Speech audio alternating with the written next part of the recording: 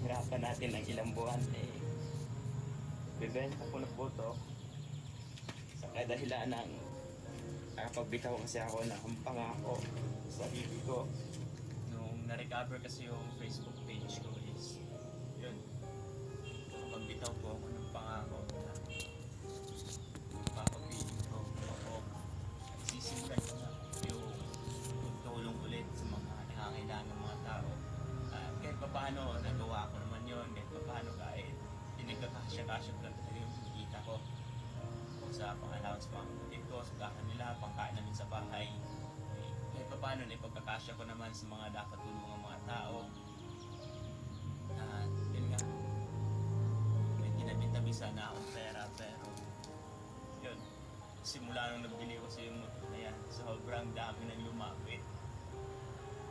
Hihingi ng tulong, umuutang na makikita mo naman na mapera naman sana.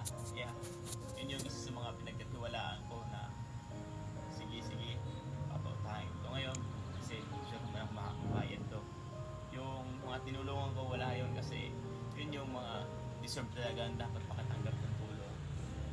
Yung nadismaya lang ako ngayon kasi yung perang budget ko sana sa kaarawan ko na magpapapiling program sana sa isang paaralan at birthday sana ng mga kapatid ko kasi sabay-sabay kami ngayon ni Papa.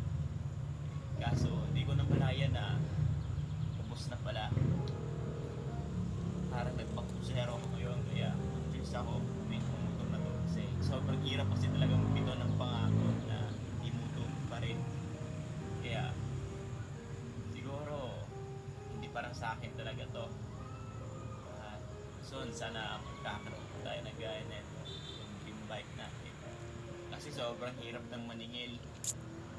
Sobrang sakit na imbis ikaw yung maniningil, ikaw yung pinapagalitan. Sobrang laki ng pera sa'yo talaga hindi basta-basta. Grabing hirap yung pinagdaanan ko. Pupuyat, maghihirap para lang sa perang yun.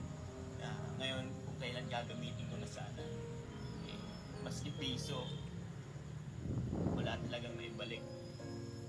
Kaya, ayun, sobrang sakit kasi tinuring mo silang mga kaibigan pero pagdating pala talaga sa pera ay nagbabago na kung saan kung hindi mo sila papautangin sila pa yung nagagalit, nagtatampo. Kaya ako kasi yung tipo ng taong di gusto na may magtatampo sa aking tao, may magagalit. Kaya kahit wala na nagpapakameron talaga ako para merong maibigay kasi kaysa kailangan doon nila pero malaman lamang ko sa mga susunod na araw pinanggagala lang pala. Kaya Ayan.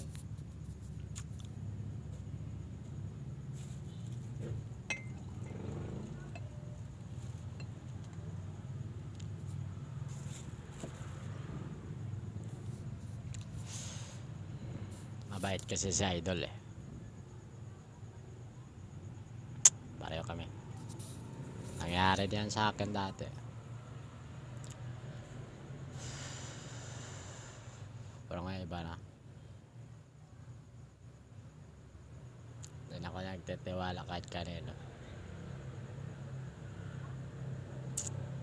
Kahit nagsisimula pa lang ako mag-vlog.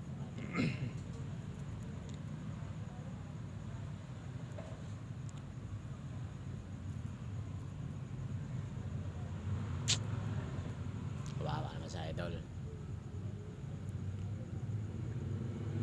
pinaulit-ulit ang pinautang yung iba. Kaya yan, hindi mo na malaya na naubos mo na yung mundo ko para sa kaarawan ko sana, para sa mga kapatid ko kay Papa. Panghahanda ko na yun. Kaya, ayun, sobrang sakit lang na umabot ako sa ganito na wala nang malapitan. Parang kailan lang grabe yung mga lumapit pero ngayong ikaw na yung nangangailangan maski isa wala nang sasalo sa'yo na tinuring ko ng mga tunay na kaibigan ko, no? Talagang grabe sa sobrang sakit. Maski piso lahat talagang bumalik sa daang-daang libo na yun. Grabe. Nagtiwala ako kasi may mga pera naman pero ngayong singilan talaga wala na. Maski piso. Isisip ka na lang. Hindi ka narinig pa yan. sinare ko lang po sa inyo mga kasaka.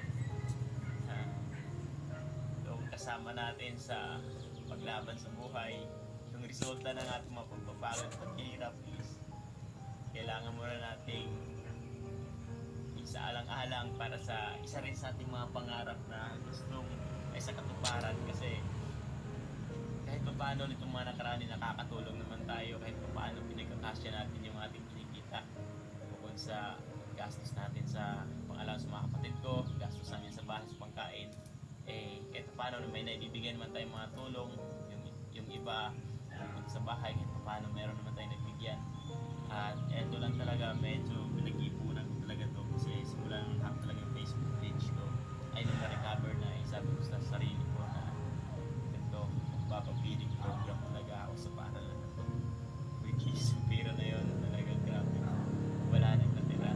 Kaya eto lang yung reserva natin, huling alas ibibigay natin sa pangarap na to, kasi kahit pa paano naranasan naman natin yung pangarap na to. Kaya isang pangarap na naman na pangmalakihang, kumbaga pangmalakihang kasiyahan para sa mga kabataan na kung saan nakaka-relate din kasi talaga ako na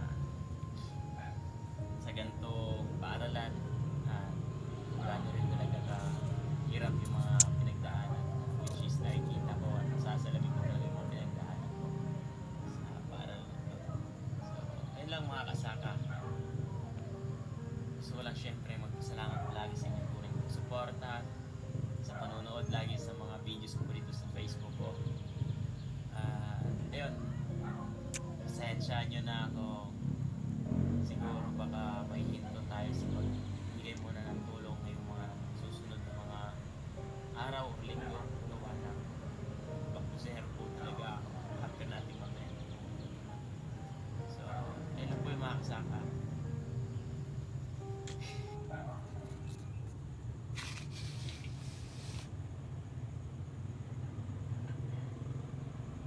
Salamat, idol. Lesson na rin sa akin to.